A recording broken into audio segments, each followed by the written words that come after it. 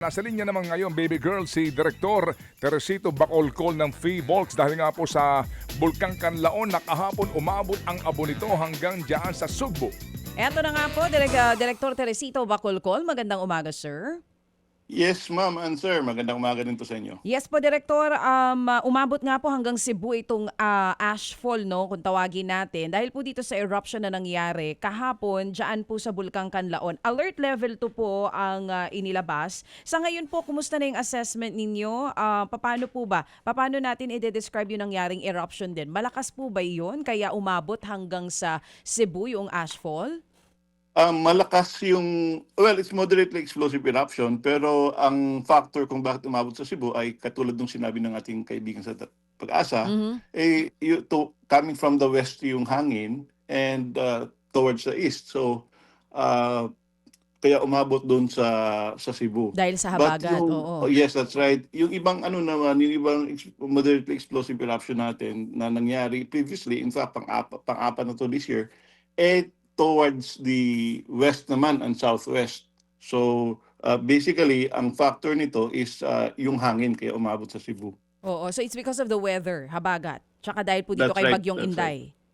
That's right, that's right. Kapag titingnan mo yung satellite image ng Inday, yung fringes niya ay towards the west, towards east rather, yung ikot dito sa may Visayas area. Oo, kasi yun ang unang pagising ng mga kababayan natin sa Cebu, yun ang una pong sumambulat sa kanila, nagulat sila dun sa ashfall at nagtataka sila kung bakit umabot. At least ngayon po ay malinaw na. Direktor, ang sabi niyo po kanina, moderate na maituturing yung naging pagsabog, pang-apat na po ito. Ano po ba itong sunod-sunod na parang mga eruptions na nangyayari dyan sa Kanlaon? Is this a sign for a possible major eruption? Well, the major eruption is still a possibility kasi nasa alert level 2 pa rin naman yung Canlaon volcano. But every now and then may moderate explosive eruption. Pasok pa rin sa kanyang alert level 2 status. So kapag sinasabi natin moderate explosive eruption, mas malakas ito kaysa yung minor ash na emission natin. Ngunit, again, this is not the worst case scenario kasi kapag yung worst case na is yung may lava na lumalabas na hindi pa naman nangyari sa Canlaon volcano since 1902. Oo. Ano pong trigger or warning signs na binabantayan po ngayon ng PHIVOLCS para po iangat sa alert level 3 itong Canlaon volcano?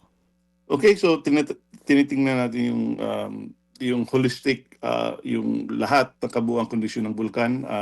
So tinitingnan natin yung number of volcanic earthquakes kapag dumadami na and kapag namamaga na yung dalisdis ng bulkan, kapag tumataas na yung sulfur dioxide emission, and kapag of course yung visual observation natin na may lava na katulad ng lumalabas sa Mayon volcano, ito yung maghuhudyat sa atin para itaas yung alert level from alert level 2 to alert level 3. Oo, ito po mga naunang mahihinang pagsabog ng Bulkang Kanlaon. Nagkaroon din po ng ashfall pero hindi po yan umabot sa Cebu. Ito po yung first time na umabot hanggang Cebu yung ashfall.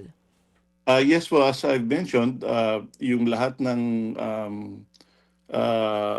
previous eruptions natin, moderately explosive eruptions, ay towards the south and southwest kasi nga yung hangin doon na pupunta. In fact, meron tayong event na umabot din ng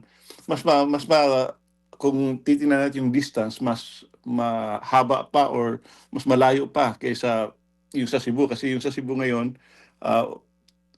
sa may pinakamalayo is nasa Compostela, 90 kilometers. But yung last year na eruption natin, na the same moderate explosive eruption, umabot sa south and 130 kilometers. Opo.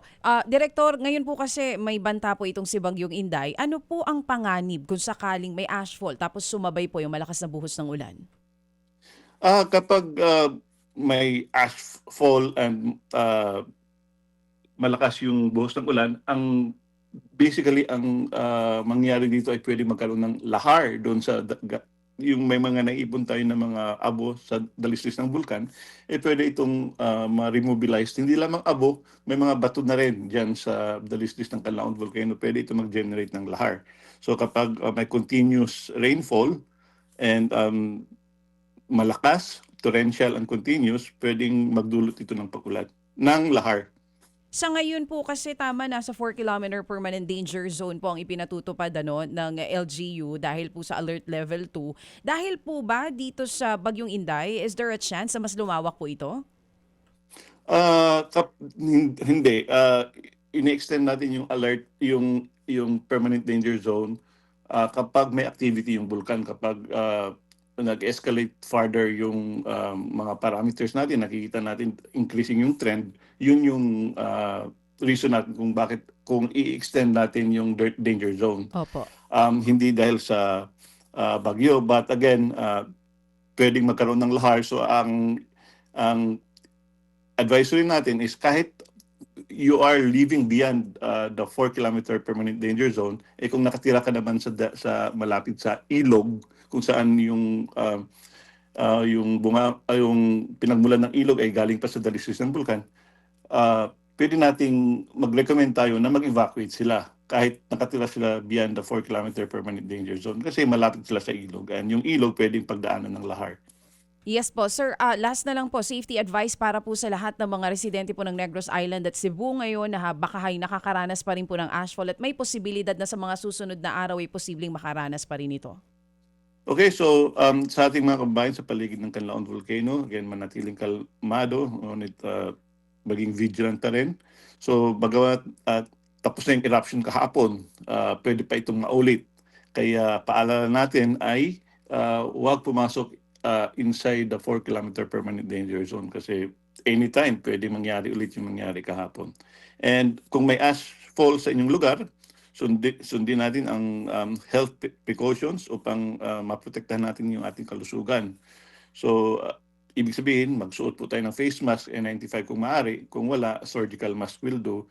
Kung wala talaga, kahit yung bimpo na binasa natin sa tubig, pwede natin pang-cover natin sa ating bibig at sa ating ilong.